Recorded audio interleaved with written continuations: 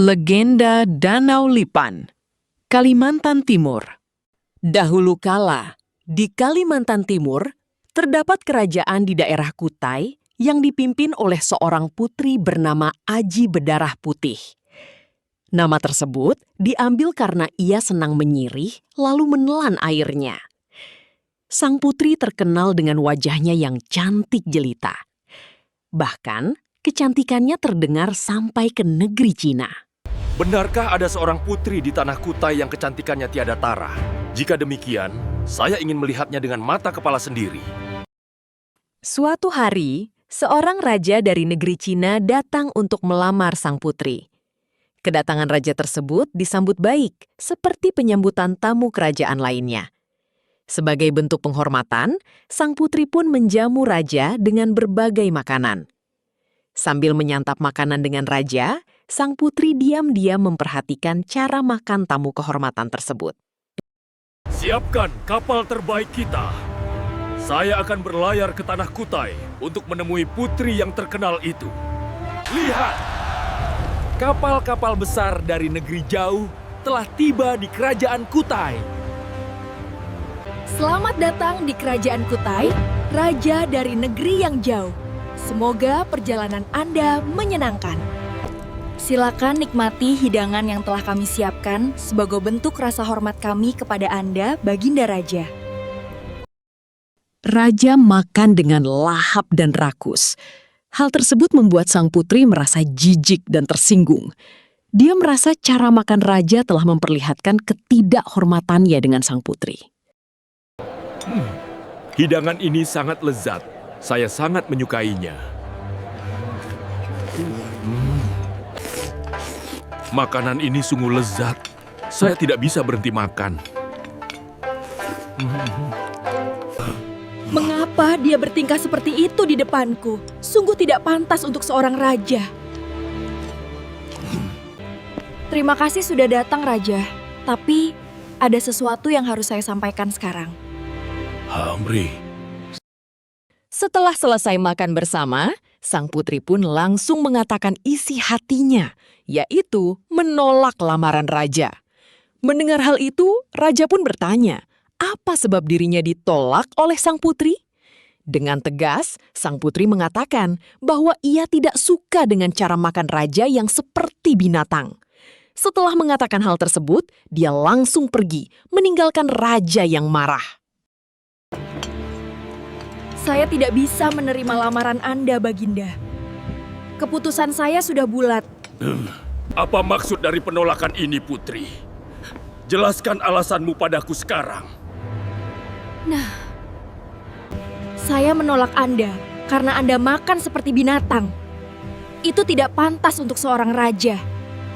Penghinaan ini tidak akan pernah aku lupakan, Tuan Putri. Dengan perasaan marah dan murka, dia pun kembali ke negaranya.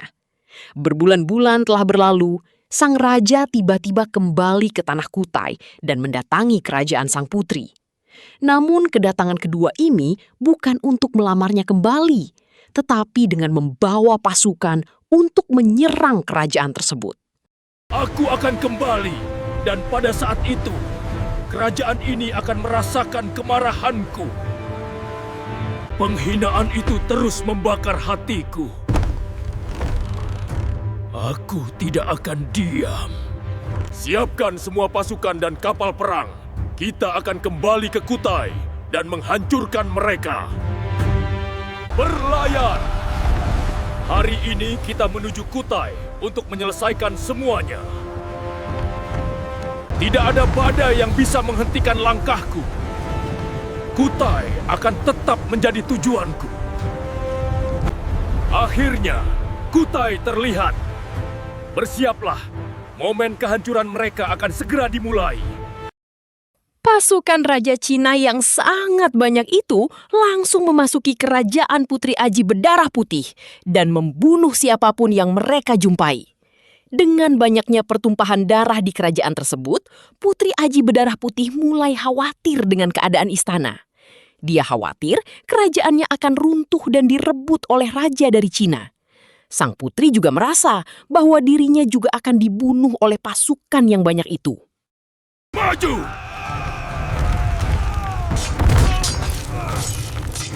Selama saya masih berdiri, Anda tidak akan pernah bisa menembus kerajaan ini. Hujani mereka dengan api. Biarkan istana itu terbakar.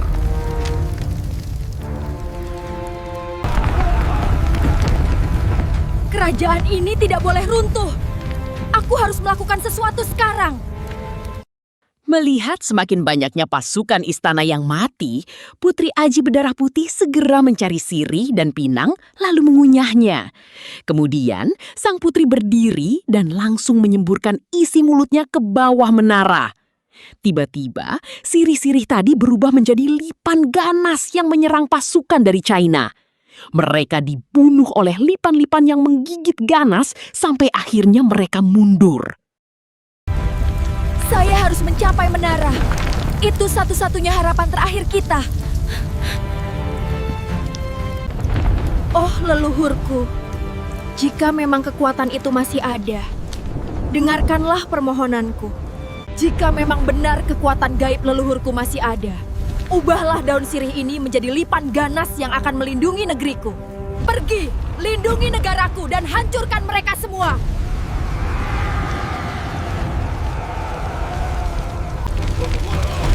Mundur! Mundur ke kapal sekarang! Cepat! Ini adalah hasil dari kesombongan dan penghinaan. Semoga ini menjadi pelajaran bagi semua. Tempat tenggelamnya kapal tersebut berubah menjadi perairan yang dangkal, dan saat ini dikenal dengan Danau Lipan. Begitulah kisah cerita rakyat Kalimantan Timur, legenda Danau Lipan. Jika kita tidak suka dengan tingkah seseorang, maka sampaikanlah dengan cara dan tutur kata yang baik.